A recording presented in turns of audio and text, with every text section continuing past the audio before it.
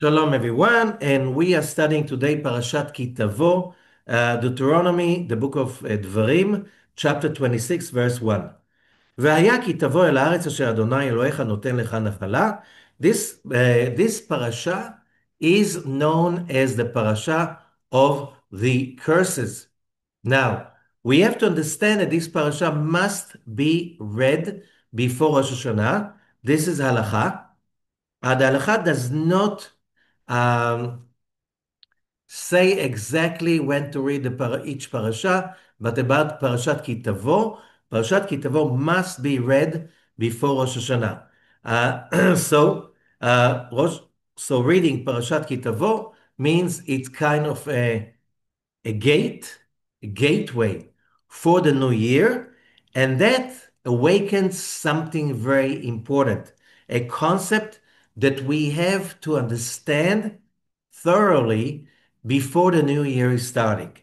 When we start the new year in the prayer of the New Year's Eve, there is an expression, there's a saying that we say, Tichle Shana V'Kilalotea, a year with its curses will come to an end, V'Tachel Shana Uvichotea, a year with its blessings will begin, will commence. Now, why is that very, very important? Because the whole issue of Elul this month and the first 3 weeks in the beginning of Tishrei, there's one topic, one concept, everything surrounds it, everything supports that idea. The holidays, the prayers, slichot, everything, the study, it's all about teshuvah. And we explained that teshuvah means in Hebrew to return. And that's a very, very important concept that we have to remind ourselves during these days. What does it mean to return? The amazing idea behind it, which is like, if we're talking about Abrahamic monotheism, it's a revolutionary idea. The idea that every human being's soul is pure, is holy, it is a spark of God, part of God. I spoke about it before. And the only difference between a human soul and God is like the difference between a stone and the mountain, which the stone was taken away. And what is the difference? The mountain is God, with the whole. The stone is a human soul. What severed the stone from the mountain? That's an axe. What severs the soul from God is the evil inclination, selfish desires.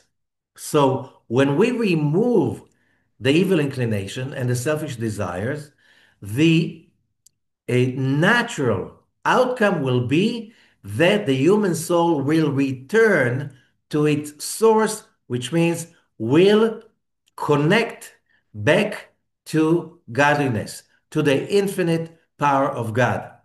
So, if we understand that, so the whole idea of the teshuvah of Elul and Tishrei, it's all about returning back to our original form or reconnecting to our original frequency. Why is this important? Because as the parasha is talking, when we understand that, then we can get few ideas in the process of the teshuvah. One idea is when we are talking about a human life, you can have a human life that is full of bliss, full of happiness, full of good fortune, or you can have a human life that is basically like missing good fortune, and instead the person experiences curses. Okay? What is the exact idea behind the parasha? That when you connect, when a person is doing teshuvah, and the source, the first step is, we can see it in the beginning of the parasha. והיה כי תבוא אל הארץ, when you come to the land that God gives you, and you dwell in it, and then verse 2 in chapter 26, the first fruit of the land you have to take to the place and bring it to the Kohen. Okay, a person is working very hard. Let's say you plant a whole orchard or plantation of avocado. Now the first avocado is starting to ripe. You have that tendency, especially in Israel, the first 3 years of the tree are called orla, foreskin, which means you cannot enjoy it. Only on the fourth year you can really harvest the plantation. That is only with trees. Okay. Of course, that annuals, you don't have the 3 years of Orla. So you're waiting for it. You invested so much money in getting the right plants, preparing the soil, plowing it, planting, and now giving it all the protection and all the nurturing. So on the fourth year, when you have the first few fruits, you have this like, okay, from now on, I'm going to make money. And the first tendency is to eat the fruit or to sell the fruit and to start seeing a blessing. And then what does it say? No, no. You pick the first fruits and you bring it to the Kohen. And there's a very important idea over here. Because when you get the first fruit of your effort that could take years, just preparing the land, finding the plants, planting the plants, and so on, and then waiting to the fourth uh, harvest. Only then you can harvest it. You have a buildup of passion, desire. You want to see results already, and they said, no, no, no, it doesn't belong to you. Bring it to the Kohen. And, even the next years also, after a whole year, you work so hard about, nurturing the trees, the whole plantation, and now to give it to the Kohen. What is the concept over here to understand something that is going to save your life? We have to understand that God's giving is infinite. His nurturing is infinite. Again, the same expression that says, more than the calf wants the milk, his mother cow wants to feed him that milk. And that is being said by the sages about the Creator, which means more than we want our bliss and our success and good fortune, and to be in the zone and to feel the energy flowing and to feel good, and also to see the results in money in the bank, food on the table, all of that stuff, that everything goes, everything flows. Um, you want to do that, you have to understand you have to do teshuvah. There's a old Hasidic joke about this rabbi that he was the rabbi in a small town in Eastern Europe, and it was a very, very long, vicious winter. And towards the end of the winter, it doesn't look like the end of the winter is coming. It's still very cold, and people are hungry and cold. They go to the rabbi, and they ask the rabbi, Rabbi, what should we do? The winter is very long and we have no food to eat. We don't have wood for warming our houses. What should we do? And the rabbi said, you should do teshuvah. And they said, Rabbi, what's the connection? And the rabbi says, look, doesn't it say that all the treasures of the world, God is hiding under his throne? And doesn't it say somewhere else that the teshuvah will, when you do a real, authentic teshuvah, that will take you, even if you sinned a lot, that will take you to under the throne, which means if you do a real, authentic teshuvah, that will bring you out under the throne. And under the throne, didn't we say all the treasures are hid? So when you get to under the throne, you can take the treasures, feed your children. So what is the real meaning of that kind of a funny story? Which is, and the answer is very simple. When we understand that success, a good fortune, being in the zone, having everything going properly, luckily, in my way, that is a result of connecting to God's network. And God's network, which is called the Tree of Life network, God's network, the Sefirot, the 10 Sefirot, is full with the flow of God's light and God's power, which is bliss and power and everything that is good. As it says in the beginning of Genesis, and God said, let there be light, and God saw that the light was good, says the Zohar. It means that all the good is coming from that light.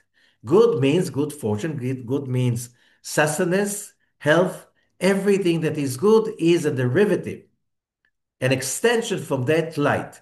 That light flows in the tree of life system.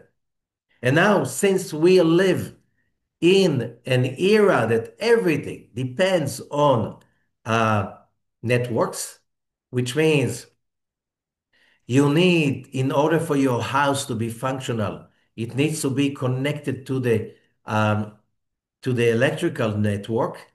And in order to be able to be functional person, you need to be connected to the cellular network. And there's also the water line network and gas and all of that stuff that without it, your house is a dungeon, is a gray, terribly uncomfortable dungeon. In order to connect to the network, we know that we need to go by code. If I want to connect to the electric network, I need to show a proof that my house is wired by an electrical engineer according to the code. If I don't have a proof to that, I cannot connect to the network. The same is I want to connect to the network of the cellular system. I need to have a phone that goes by code. Otherwise, the network will not, uh, I won't be able to tap into the network. So, and so on. I hope you understand the idea. So when we're saying here that there is a network, the Tree of Life network, that what the Torah is about, the Torah is not about do's and don't do's.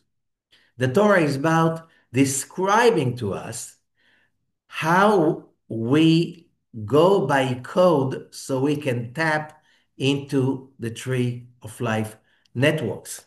Okay, I know whoever built a house, expending money on an engineer and all kinds of that the wires will be by code and this will be by code. That is more expensive. It looks like it is a curse. Why do I have to hire that expensive engineer? Why do I have to buy all of this super expensive equipment? However, it looks like a curse. However, when the house is, functioning properly. How do you know that? Somebody lives in a house that things were not connected really properly. Somebody was kind of cheating. Okay? They put wires that are not by code and this is not by code. And somehow it went through, and maybe you bribed the engineer that checked it, and now you're connected to the network, and things start to burn, which means the appliances they burn, this is burning, you have fires, all kinds of problems that are basically a result of the builder saying, who cares for the code? I'll do whatever I feel like. Okay? I'll go by my own whim, which is called in another language desire, selfishness, lack of awareness, and in the big picture, stupidity, simple stupidity. You don't understand that you cannot buy like cheap stuff because if you want the house to function for a long time, you cannot afford the cheap stuff. Okay? Same thing. You want to connect to the network of the creator, which one basic idea is that you have to reach the frequency of that network of the tree of life. And that frequency is called the three-column system. You look at the tree of life, the way it's being drawn. On the right, you see one right column, which is the Sfirot, Chochmah, Chesed, Netzach. On the left, you have Bina, Gvura, Hod. In the middle, you have Da'at, Tiferet, Yesod, or Keter, Tiferet, Yesod.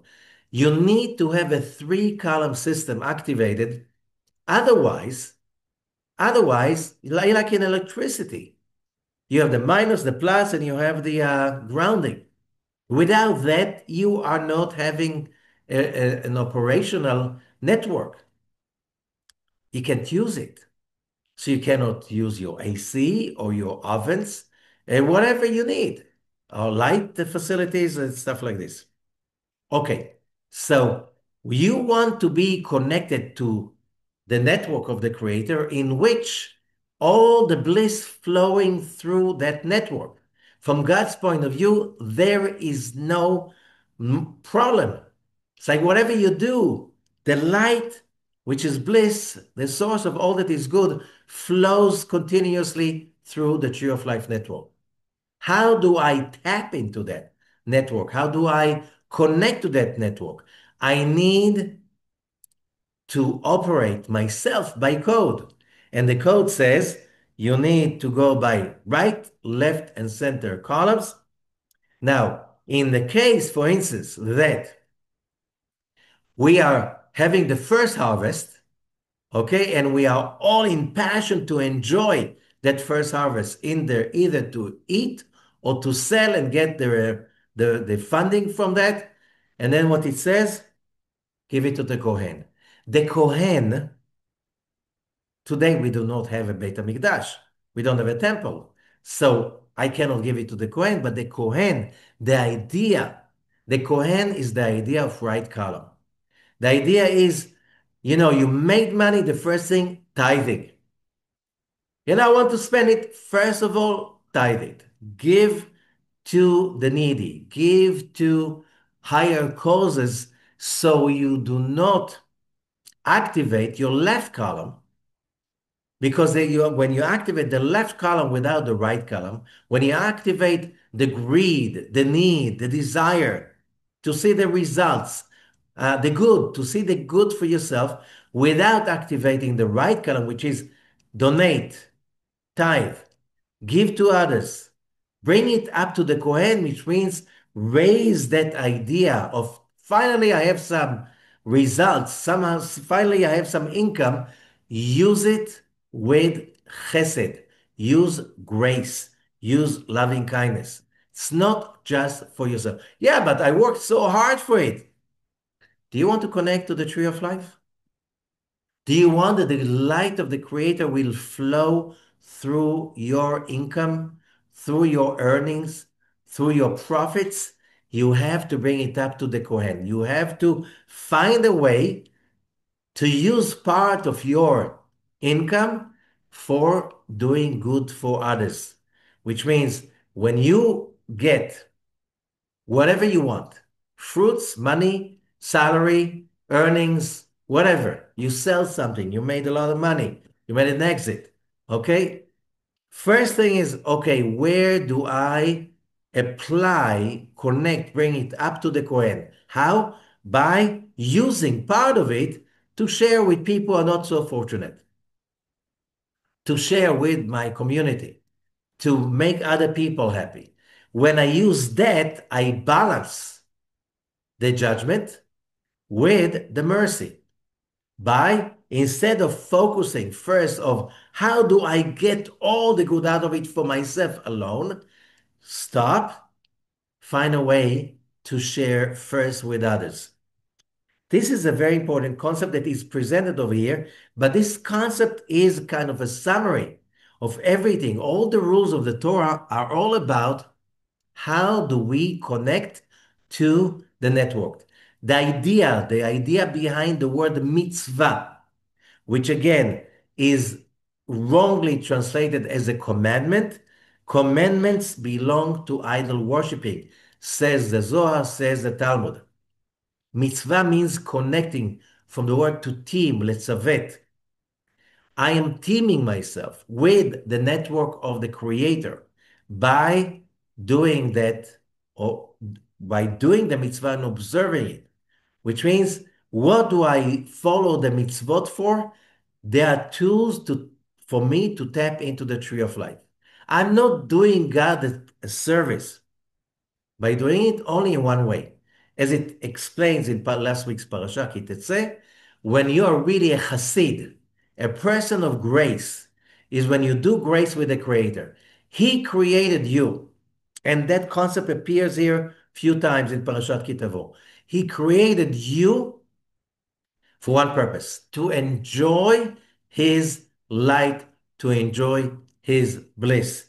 So being happy and successful, this is fulfilling God's purpose in the creation, which means when I'm enjoying everything that God gives me, okay?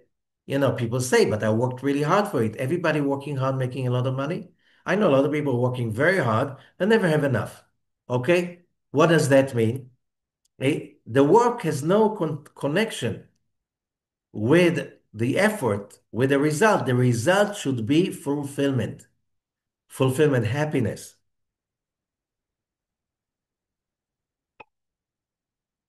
So when we are fulfilled with bliss, we have to understand that we are basically, by that, chesed with God.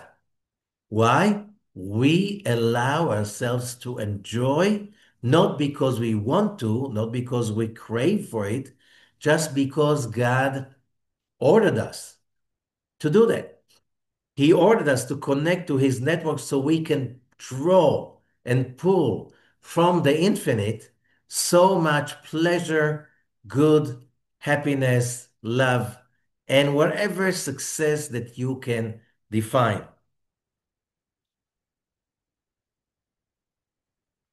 So this is the first part of the parasha, and that is concealed. It is sealed by verse 11.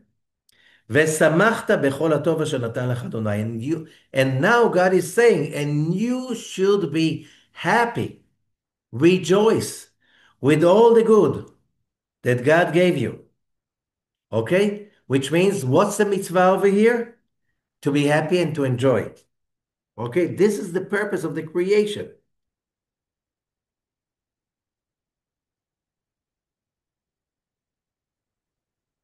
Okay, I'm trying to see if any other commentator relates to it.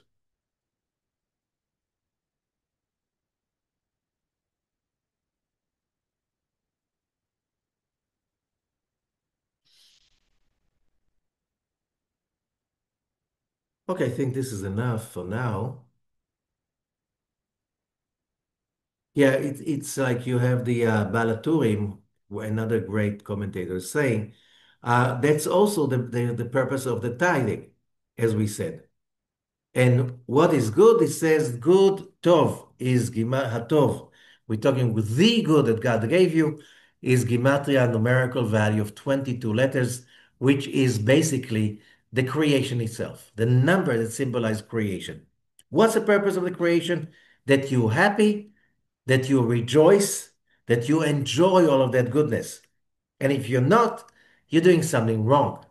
Okay? But being happy is a mitzvah of itself. It's a idea. When we are not happy, and that is being repeated later on, when the Torah is describing the horrible curses that could come, when a person is not uh, following the rules,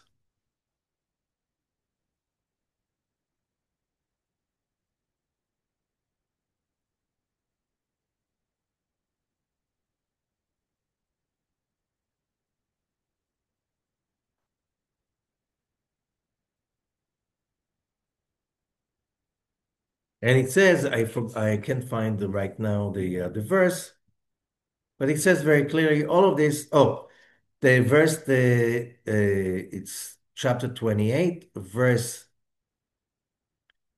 26. I'm sorry, chapter 28, verse 47. Why all the curses? תחת אשר לא עבדת את השם אלוקיך בשמחה ובטוב לבב מרוב כל. Because you did not serve the Lord your God with happiness and with a good heart, enjoying all, enjoying all, everything, which means that's a purpose. So how do we define teshuvah? Returning to that concept, to that idea, the world was created for us to be happy, to be fulfilled. We serve the Creator by being fulfilled, by doing everything we can in order to bring ourselves to a place in which we are happy. Why? God wants us to be happy.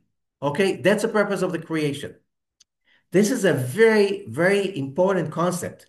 Now, so what's the idea about after the amazing, beautiful blessings that the Torah is giving us over here? When we read later on, we can find it later on.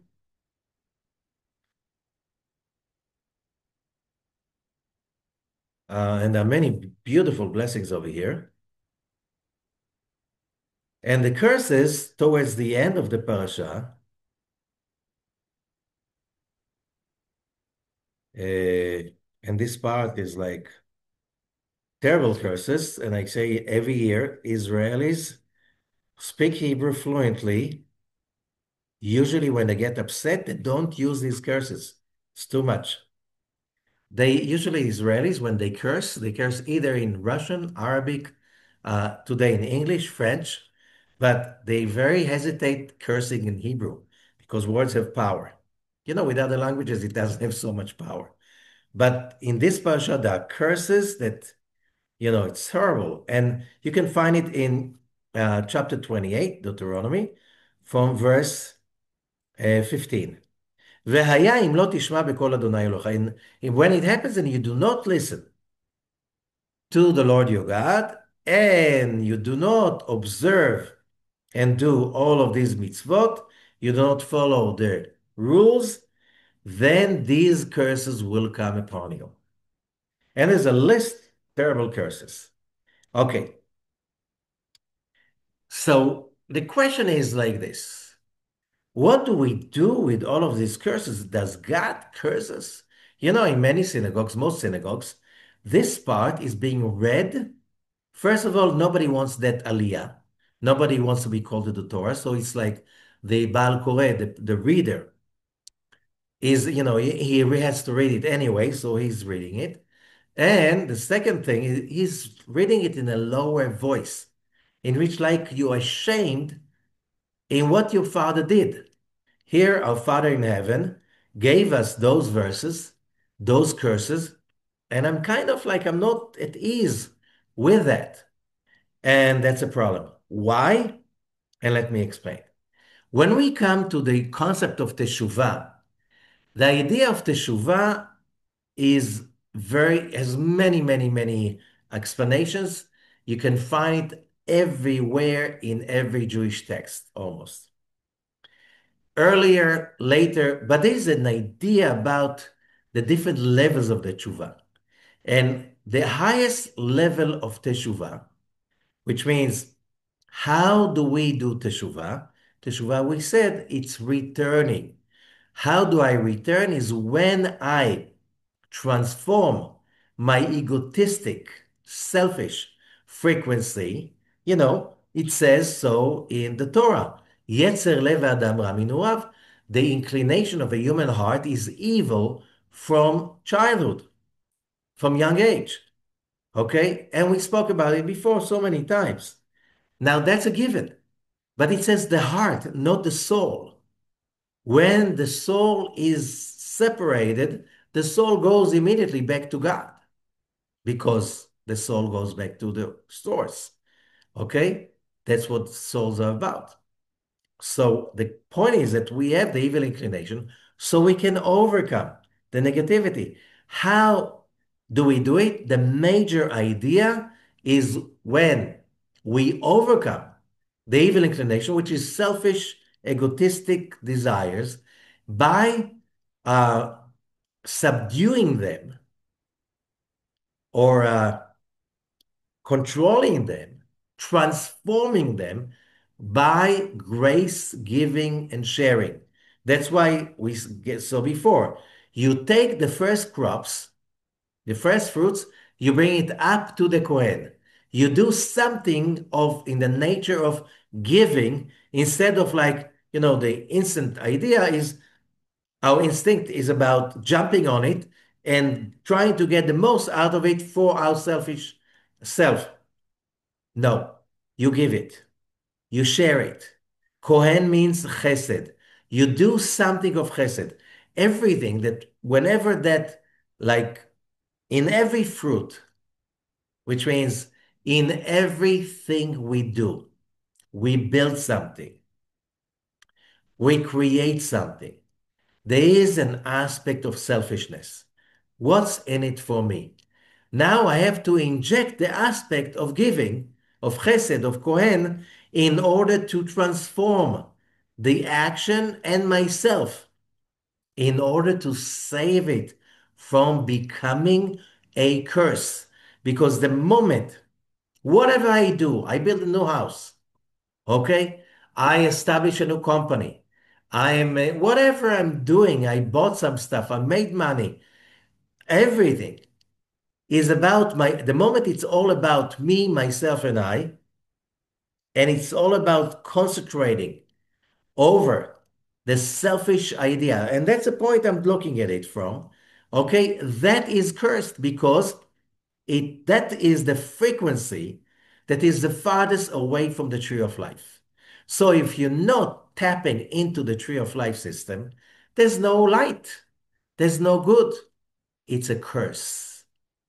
And in Hebrew, the word klala, curses, comes from the word kal, which is light and easy. What does it mean when you are lightheaded about these rules and you despise these rules, which means, leave me alone. It's nothing. It's not important. It's an ancient old religion. It means nothing. Okay? You treat it with a lightheaded. It's just an old tradition, nothing really important. Then the word kala becomes klala, a curse. You are being cursed by your own choice. The same way you're being cursed when you say, the rules of electricity, who cares about them? It's not for me. And you put your finger in the socket. Did the electric company punish you? No, your own stupidity or lack of understanding, your ignorance is what punishes you. This is what we're talking about. So when we do tshuva, the highest level of tshuva is called teshuva me'ahava, teshuva out of love. And Rabbi Ashlag, in his introduction to the tree, to the Talmud Sefirot, his introduction to his commentary for the Tree of Life of Rabbi Zakloria, he's saying, explaining, based on, it's not new, it's mentioned everywhere, but he's saying teshuva me'ahava, when a person is doing tshuva out of extreme, intense love to God. Teshuvah me'ahava means that you look backwards to everything you experience in your life, all the falls, all the pain, all the torture, the injustice, and you realize with full trust in Hashem, in the Creator, that whatever happened to you, although at that moment it looked like experiencing hell, purgatory, it came from love, just to bring you into that place that now you can appreciate your connection, your teshuvah, which means your return to God's light. And then in Teshuvah Me'ahava, you look at all the curses And are not curses anymore. They were challenges. They were training. You know, you see, you go to train in the, let's say, to be in shape. So you run, you lift weights, you do a lot of stuff. And, being sweaty and smelly and feeling your muscles being torn, that looks like a curse only when you remind yourself that without, no pain, no gain. So it's not a curse, that's a payment. So as you enjoy paying for becoming a more fit, healthy person, finally you feel better. But you don't curse yourself at that moment because you're smarter than that. So here the Torah is teaching us when we go through hard times, it is not because God is punishing us. It's because we have to face those challenges. And when we face them with the right attitude, the attitude that these are opportunities. And everybody talks about it today. Why? Because when you have a scientific approach and you check it out, you realize that people that have that approach, they're more successful. They're more lucky. They achieve more greatness in this world and they're happier. And they also make more money and they're healthier. So you realize that whatever this parasha is talking about, this is the truth. So it's not God is cursing us. God in first is telling us, hey, you want to have a great year? First of all, look at the previous year, learn your lesson. Do not say, oh, God is cursing us because we are sinners. That's idol worshiping. God is not punishing us. The sages are saying so many times, En ra yored milamala. Evil does not come from above. Okay? It's only the bliss of God when you receive it with the wrong attitude, with the wrong vessel, like electricity, it can make it very not easy, not nice, painful. The pain is not coming because God's light is giving you the pain. No, it's because you connected the wrong appliance that is not built by code to the socket. And now when you see things going up in fire, it's not because of the electric company. You can't blame them by that. You cannot sue them for that. No, it's your fault that you didn't make sure the right appliance is being connected to the socket. So here comes, in order to complete this, comes one of the most amazing stories in the Zohar that we learn from that. The idea that we all have to basically internalize completely in order to enjoy the most of our life. And that's why when we say Shana Tova Metuka, a good and sweet year, there's a kind of hint. Good, that's connecting to the light of God, which is, and God saw the light was good. And why sweet? Because how do we achieve success? When we experience the hardship, when we experience the inconvenience, when you experience the results of our mistakes, and we sweeten it by applying the three-column system, which means I have to apply judgment when it needs to be applied. I have to apply chesed, loving kindness when it needs to be applied. I need to balance between the two all the time. I have to balance between the two all the time, and then I will start to experience the bliss and all the blessings written over here. The beautiful blessings over here about beautiful life and joy. And that's what I should do in order to draw happiness and good feeling, fulfillment, tov, from above. That's exactly the story of our lives. We need to internalize it so when we come to Rosh Hashanah, and a lot of people coming to Rosh Hashanah, with that idea that God, why did you give me all of these troubles in the past years? How did you do this to me? And God is saying, I didn't give it to you. I gave you light, power, bliss, amazing, beautiful blessings, identity, calling. And what did you do with that? You messed it up because of ego, because of selfishness, because of ignorance, because you never bothered to know what's the code.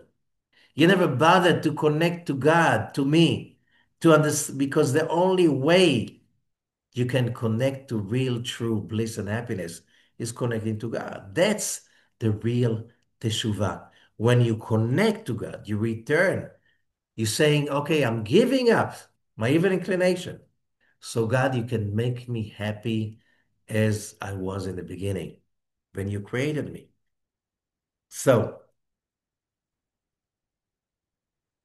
there's a story that I read every year from the Zohar in order to emphasize what's going on, in order to also help us with all the uncertainties we experience nowadays.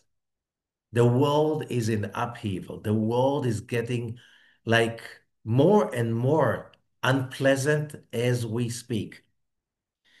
And the story is in Parashat Ki-Tavo in Zohar Chadash, the new Zohar, which is basically when the Zohar was revealed, there was a first bulk of manuscripts that were revealed, and that was printed in what is called the Old Zohar. A little bit later, more manuscripts were revealed, and they were printed in a different uh, printed. That's called Zohar Chadash, a new Zohar.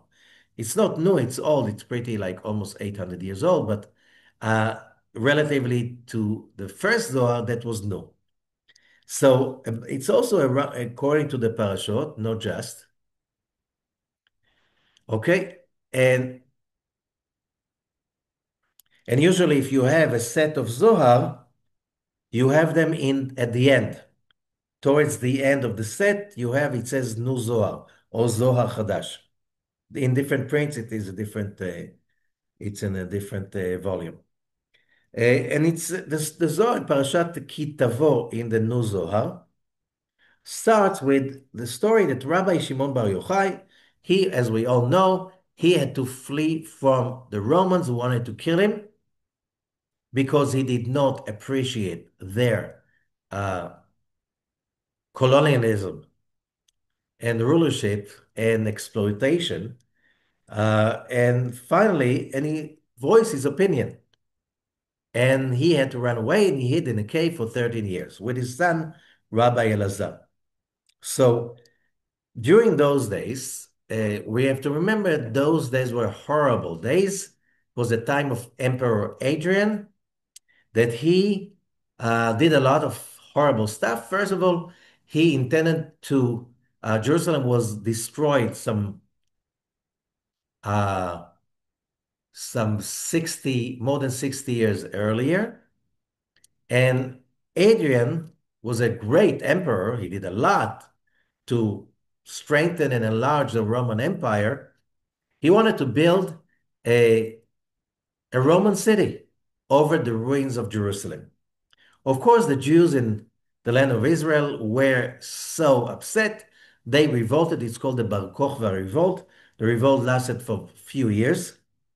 Uh, Many legions of the Roman army were destroyed.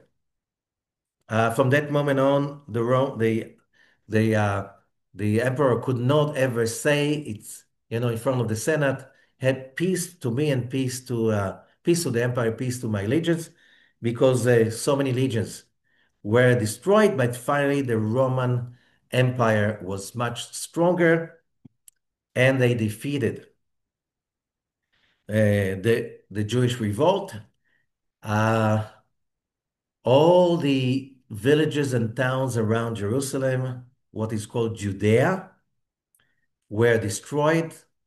Uh, a lot of people were killed, murdered. Many hundreds of thousands were sold as slaves. And Judea was almost Judenrein. And as a revenge, Adrian decided to change the name of this land from Judea, which means the land of the Jews. That's where Jews are coming from, Judea, and change the name to Palestine. Okay? Why? After the name of the Philistines, who were Greek nations that invaded uh, more than 1,000 years earlier and took over the southern coastal plain of the land of Israel. Okay, they were the arch enemy of the Israelites in the beginning, till King David, and then they didn't do too many troubles till they disappeared about 600 years earlier. Still, they were Aegean, which means they came from the Greek islands, and therefore the Greek name was Palestine. Okay, by the way, the source of the name is Pei Lamed Shin, which means in simple Hebrew, the invaders. So the name of the place was called Pleshet, the land of the invaders, and Palestine means the land of the invaders. Okay, we have no idea how they call themselves. Everybody knows them how the Israelites call them, the invaders. Okay, so Emperor Adrian wanted to take a revenge and disconnect the connection between the Jews and their own ancestral homeland by calling it Palestine till this day. Now, Rabbi Shimon had to run away as the revolt has been finished, and he had to run away, and he ran away and hid in a cave for 13 years. During these 13 years, he had Elijah the prophet coming a few times a day, Moses coming, and they taught him the Zohar, how to teach the wisdom of Kabbalah to the people. And that was one of the greatest events in Jewish history. Okay? Now, the story goes into one day, as it says in the Zohar of Zohar Chadash, verse 2 in the Psulam. One day, היו שואלים החברים בית המדרש, יום אחד הבו חכימיה בבי מדרשה שואלים. The wise people, the sages, Tanaim, from like colleagues of Rabbi Shimon, they were sitting in Beit HaMidrash. This is probably was already because the Galilee was still very much settled by Jews for another few centuries. And the Jewish center moved from Judea, which is the southern part of Israel, to the Galilee, which is a northern part of Israel. So we don't know exactly where that school was, that academy was, but they were saying, they were studying this text of Parashah Ki-Tavo, and what they were saying was really painful. They said, we look at the curses, and the curses are also prophecies, and there are two places with prophecies and curses. One is in Torat Kohanim, in the book of Leviticus, Parashat, at the end, Bechukotai, and over there it says that these curses related to the destruction of the first temple time, and it says there with all the curses, it says, V'zacharti briti Yaakov, and God says, however, don't be worried, I remember my covenant to Jacob, and you'll come back to your land. It says also, tradition says, that the curses in Parashat Ki-Tavo, they relate to the destruction of the second temple. Now it's already 60, 70 years after the destruction of the second temple, and you don't see any hope. 70 years passed by. The temple had been destroyed. The Romans have built Ilia Capitolina. They even gave it a new name to Jerusalem. They built a temple for Zeus on the Temple Mount, and Jews were not allowed even to step foot in the new Roman city that was built instead of Jerusalem. Pure colonialism. Okay? And what are you going to... And you know, for centuries, the city was still called Ilia Capitolina, even till the first centuries of the Arab colonialism, when the Arabs, they came from Arabia, when they colonized the land of Israel, they called Jerusalem Ilia. Ilia as the Roman city from before. Only later on, they started to call the place the Holy One Al-Quds, or Beit al-Mikdash, which is the Jewish name, the Hebrew name, the temple, Beit HaMikdash. Until today, they still use this name. Now, so the sages were saying, there are no promises over here, like in the first temple. Okay, and they were worried. And they didn't know, and they said, if Rabbi Shimon was with us, we would know the answer. But he's not with us, and nobody knows where he is. And if somebody knows, he's not allowed to talk about it. So, one of the rabbis, Rabbi Yossi, that's verse 4,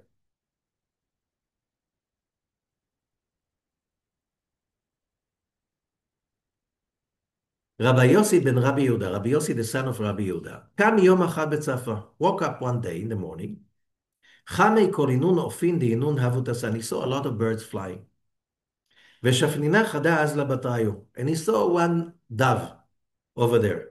קם על רגלוי ואמר, so he stood up, Rabbi Yossi, and he called that dove, שפנינה, שפנינה מאמנה, מיומה תופנה דיוקנה דאמה קדישה. Your loyal dove, from the story of Noah and the dove, which is also the symbol, the dove, the symbol of the holy nation, the Jewish nation. Lach yaot velach naot. You are the one who's supposed to make that mission. Zil va'aved lishlichuta chada lebar yochai. So he's calling the dove and asking the dove to go for a mission to look for Rabbi Shimon and ask him the question. So he wrote the question on a piece of paper. He gave it to the dove, and the dove flew and found Rabbi Shimon. When Rabbi Shimon read the letter,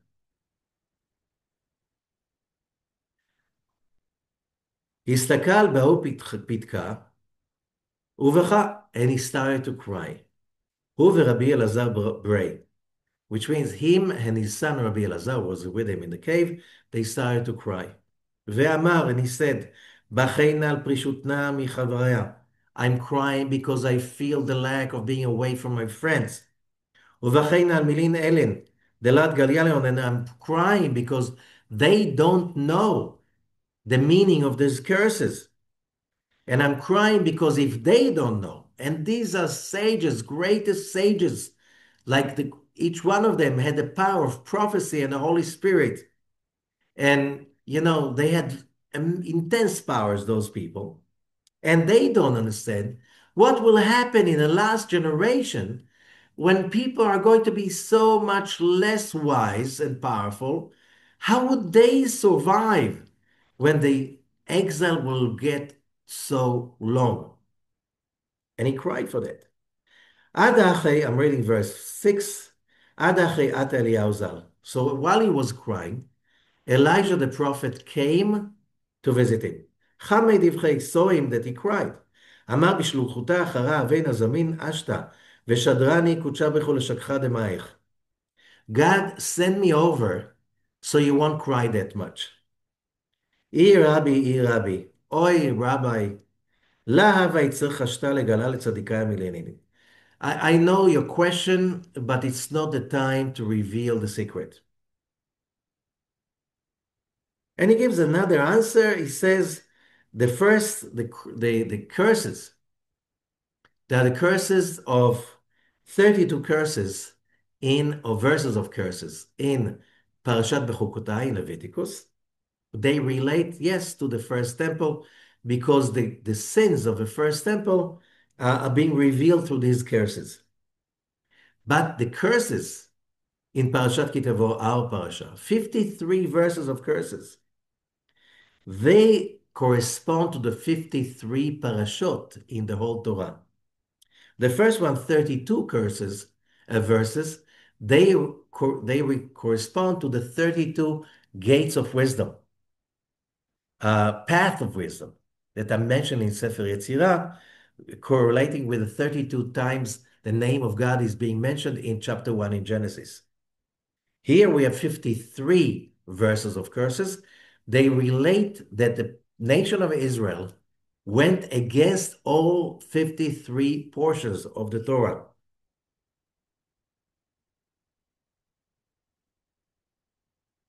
Now, in the first exile, the transgression of the Israelites, it's verse 8, the transgressions were very visible. They worshipped idols in the open, sacrificing their children, all kinds of terrible stuff it all was done in the open. It was very clear. And therefore, they the sin was clear, so the aftermath of the punishment was also clear. What does it mean? That during the second temple, the sins were not clear. Outside the Jewish nation in Israel at that time, everybody kept Shabbat, observed Shabbat and the rules, and sometimes even like more, like very, very strictly. Okay, so outwardly, it looked like everybody follows the Torah. Where they didn't follow the Torah? Inside, which means disrespect for others. Everything was done. Outwardly, they looked like religious. They did not rebel. They did not rebel. They didn't put any statue in the temple.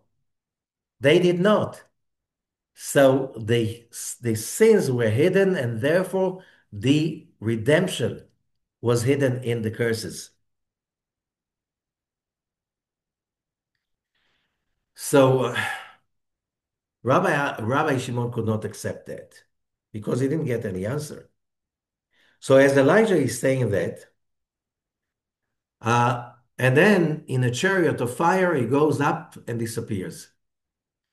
עד החייבר חד רוחה והפריש שלום וסלק אליהו גו גלגלה דנורה. He went up to heaven, back in a circle of fire. והשתאה Rabbi Shimon was left behind, ובכי, and he cried. והדמוך פיתחה דמעתה. He cried because he saw with his Holy Spirit, he saw the long exile and the suffering, and he cried till he cried himself to sleep. At that moment, Elijah came again.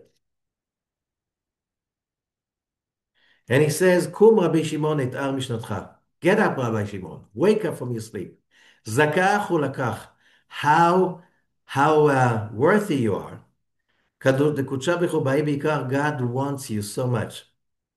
And I'll tell you now the secret. כל הבטחות ונחמות לישראל בהנה קללות כתיבי. All of these curses are promises, consolations, and great blessings. You just have to know how to read it. And remember what we said before. When you do a real to true teshuvah, you realize that all the bad moments that you went through, those were greatest moments. As Rabbi Ashlag is saying, when someone is praying from a really deep place of lack and pain to God, that's when he's the closest to God. That's called tefillah le'ani, the prayer of the poor person. A poor person comes, God, I have nothing. I have nothing. Okay? When a person prays from the depth of his pain and misery and lack, like I have nothing. This is when you get the closest to God. You don't realize that only later on. So what he's saying over here, we have to realize that all of these curses are blessings. You just have to look at them from that point of view that this is a blessing. When we learn that this is a blessing, look, many times we come to places in which we realize when we look back and we see that, yes, we went through terrible times in our lives, but without those trials and tribulations, without those mistakes and falls, well, we would have never get up and create our lives as we did. which means we are what we are thanks to the hardships we experienced. So there were never being curses. There were always opportunities. Always. They put us in a place that forces us to create the best we could become. So it's all about teaching us when we come to Rosh Hashanah, don't go to Rosh Hashanah complaining to God about, oh God, you gave me such a horrible year. Look at those moments in the past year, the years before, and the hardest moment, and look and see how could these hardships forge you to become a better you. How they train you to become the better you. And if they don't and you still harbor vengeance, you have to look at it in a different way. That is the basic idea of teshuvah. Because if you still complain to God, you still bad-mouthing God's creation, like we studied in Parashat Ki-Tavo last week. You're not there. You're not repenting. You're not doing teshuvah. You're still holding to the grudge. And it's like as long as you're holding to the grudge and the pain and the misery and to the concept, the idea, the awareness, the world is unjust. The world is not fair. And you're just a complainer. Complainers are losers. When you accept the idea that you're never going to complain anymore, you're going always to find the blessing in disguise in every what looks like a curse. Only that the first condition for teshuvah. Because as long as you blame God for being unfair to you, forget it. You didn't even start the journey. No, but first God, they say it in the Fiddler on the Roof. I'll forgive you for what you've done to me, then I'll forgive you. You'll forgive me for what I done to you. God never done to you anything bad. When you put your finger in the socket, when you do not connect to the tree of life network, but to the dark net, because you just allow selfishness, negativity, anger, vengeance to basically control you, the Torah warns you. You do that, you connect to the dark net. What comes with the dark net? Only darkness and pain and miseries. But God is saying, don't blame me for your miseries. I didn't do that to you. It's self-inflicted. So you have to forgive yourself first. You have to give it up. I am preparing for you only happiness and excitement. But, you have to follow some rules of transformation. And then, verse 12, וגם כל חולי וכל מכה שלא כתוב בספר התורה. This is one of the most important, verse 61, chapter 28. גם כל חולי וכל מכה שלא כתוב בספר התורה הזאת, יעלם השם עליך עד ישבדך. And all sickness and all plague that is not even written in this book, this Torah, God will bring it upon you till you're going to be exterminated. Sounds horrible. And Elijah says, read it again. It doesn't say will bring upon you, ya'aleh.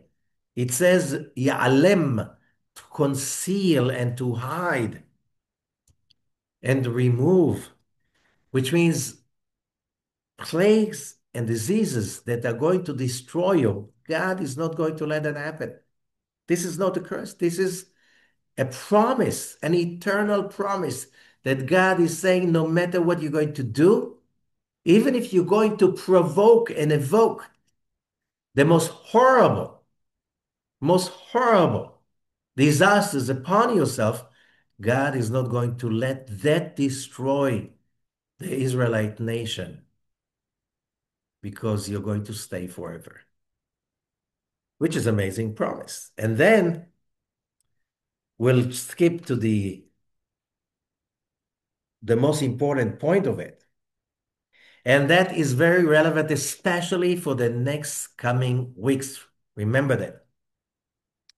In next coming week, it is said in the Zohar, לאחר שכל הצדדים מאומות העולם התקבצו על ישראל, So Elijah is giving an explanation through what the Torah is saying. Let's go to the end of the curses. And he says like this, verse 68 in chapter 29. והשיבך אדוני מצרים באוניות בדרך אשר אמרתי לך לא תוסיף עוד לראותה, והתמכרתם שם לאויביך לעבדים ולשלוחות ואין קונה. The simplistic, most in, like the most instinctive translation, whoever reads Hebrew, and God will get you back to Egypt with ships on the road that I told you, you will never going to see it again. And you will be sold over there to your enemies as slaves and uh, slave maidens and no buyers. Now, that happened exactly at that time. You know, the end of the Bar Kokhba revolt, hundreds of thousands of Jews were sent, sold as slaves, especially in Alexandria. Alexandria was like New York of the Roman Empire. It was not the capital, but it was an economical and cultural center. So the biggest markets were in Alexandria. Okay. And most of the captive, the slaves that the Jews were kept into captivity, were sold and enslaved in Alexandria. So you could say that, and there were so many hundreds of thousands of slaves, there were not enough buyers. Elijah says, read it carefully. That's an instinctive explanation, but if you read it carefully, it doesn't say so. It says as follows, and God will bring you back to Egypt. And Elijah says, this is coming from the verse in the prophecy. This verse is on the book of Micha, chapter 7. כי ימי צאתך מארץ מצרים הראינו נפלאות. When you come back from the exile, I show you miracles like getting out of Egypt. In the last year, the biggest enemies of Israel got so many plagues, starting with exactly today, a year ago. The Hezbollah with the beepers, and then Nasrallah went in fire up to heaven, went down to hell, more correct. The might of Iran was smashed. The Syrian regime of Assad, terrible regime, was gone and finished. The Houthis government just a few weeks ago was erased. And whoever in Gaza and Gaza is slowly fighting Israel and slowly becomes into just a big, long parking lot. All of this is happening and the world is in a shock. How could a nation so small be so successful? The whole world is seeing that. And the result, says Elijah, you know, it's miracles. It's like whatever victories, you cannot explain them only with common sense and logic. If you can't see God behind it, you have to change classes. And then it says also, uh, as follows, I didn't finish explaining it. And it says of the Ba'oniyot. Ba'oniyot can mean ship, but oniyot means leitanot. Leitanot means when you frame somebody for crimes he didn't do, when the whole world is going to frame Israel, the Jews who came from all over the world settled the swamps and the desert and miraculously made it one of the most blooming country in the region, okay? And the whole world will start to try to accuse Israel with false accusations. That's what Ba'oniot means. And V'itmakir, and then Elijah says, let's follow verse 19. Now that so many Jews will come back to the promised land, miracles that cannot be explained only with the hand of God will get them stronger and stronger and stronger. And then it says all the nations, let's say all of them, but many, many opposers of the other nations, יתקבצו על ישראל, they will gather together to a meeting. It does say in New York, but they're planning to in the next few weeks, to get together to decree against Israel, to do whatever they can to basically to go to demolish, to destroy, to bring Israel to its demise. Okay? And a lot of Israel, people of Israel will it says, will think that this is it. The whole world is against us. Everybody demonstrates against us. Everybody goes for our enemies, no matter how horrible, murderous, terrible our enemies are, killing children, whatever, babies, and putting them in oven and stuff like this. And still, most of the world, it looks like, supporting them. והתמכרתם שם לאויביך. And Elijah says, don't read it as your brain says to you, and you will be sold to your enemies, which means they will take over you. It doesn't say so. It says, והתמכרתם. והתמכרתם is the verb in a passive, self-passive action. It's like you don't have this kind of grammatical structure in English. והתמכרתם is then you would think that you will be given to your enemies. But it's you will think so. It will never happen. How do we know? Because the verse continues, ve'ein koneh. The simplistic explanation is that nobody buys. But ein koneh means no one will take over you. Nobody will control you. Elijah says, אין קונה כתוב שאין מי שיוכל לשלוט עליכם. No one.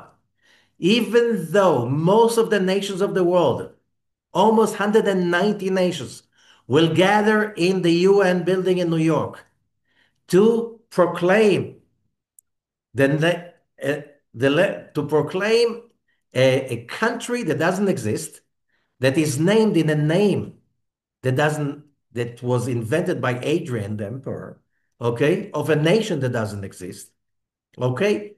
They will try to do it. Don't be upset.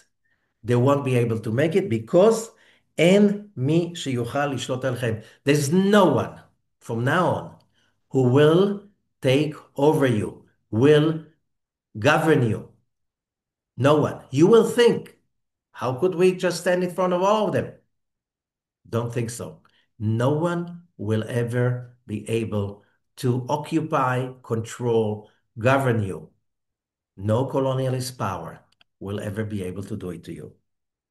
וכל זה, verse 20, יהיה באחרית ימים, that will be towards the end of the days. We are so close. והכל תלוי בתשובה. And it's all dependent on תשובה. הכל סתום. Everything will be unclear, concealed. You won't be able to realize that till it happens, and it's happening right now in front of our eyes. כמו שכתוב, למען תשכילו את כל אשר תעשו. Till for you understand whatever you do.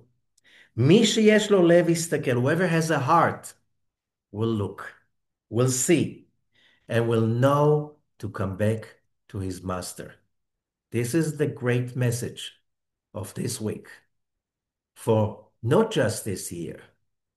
This is for 2,000 years of questioning what will happen.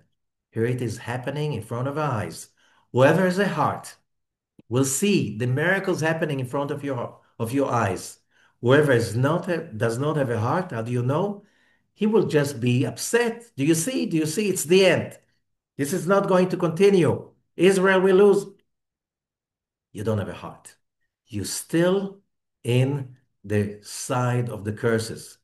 Sooner or later, you'll come out of it. But it's all connected to tshuva. So it's so exciting to live in these days and to see all of that happening. Whenever in the history of humanity, all nations got together in order to do whatever possible to destroy Israel. It was some nations, part of the time. Now it is, we are really there. Thank you so much. God bless you.